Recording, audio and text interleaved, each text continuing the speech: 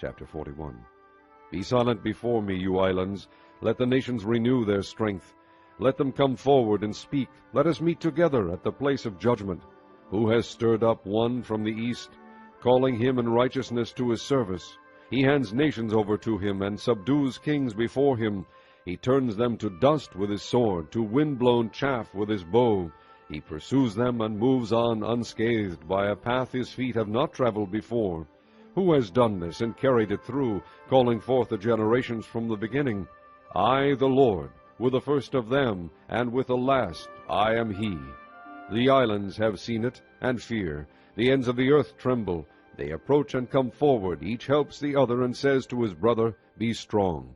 The craftsman encourages the goldsmith, and he who smooths with the hammer spurs on him who strikes the anvil.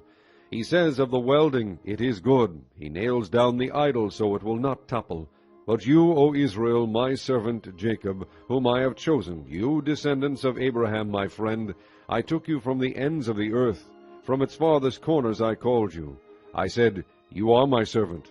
I have chosen you, and have not rejected you. So do not fear, for I am with you. Do not be dismayed, for I am your God. I will strengthen you and help you. I will uphold you with my righteous right hand. All who rage against you will surely be ashamed and disgraced. Those who oppose you will be as nothing and perish. Though you search for your enemies, you will not find them. Those who wage war against you will be as nothing at all. For I am the Lord your God, who takes hold of your right hand, and says to you, Do not fear, I will help you. Do not be afraid, O worm Jacob, O little Israel, for I myself will help you, declares the Lord, your Redeemer, the Holy One of Israel. See, I will make you into a threshing sledge, new and sharp, with many teeth. You will thresh the mountains and crush them, and reduce the hills to chaff. You will winnow them, the wind will pick them up, and a gale will blow them away. But you will rejoice in the Lord, and glory in the Holy One of Israel.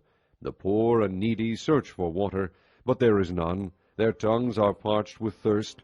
But I, the Lord, will answer them. I, the God of Israel, will not forsake them. I will make rivers flow on barren heights, and springs within the valleys.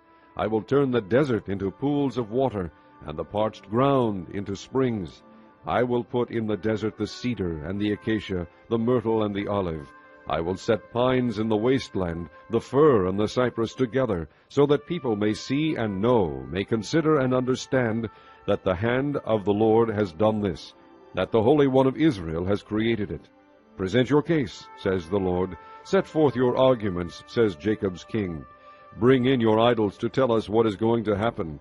Tell us what the former things were, so that we may consider them and know their final outcome. Or declare to us the things to come. Tell us what the future holds, so we may know that you are gods. Do something, whether good or bad, so that we will be dismayed and filled with fear.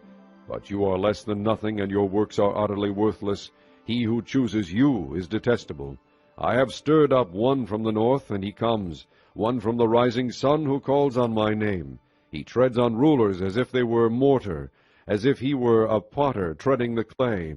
Who told of this from the beginning, so we could know, or beforehand, so we could say, He was right? No one told of this, no one foretold it, no one heard any words from you. I was the first to tell Zion, Look, here they are. I gave to Jerusalem a messenger of good tidings. I look, but there is no one among them to give counsel, no one to give answer when I ask them. See, they are all false. Their deeds amount to nothing. Their images are but wind and confusion.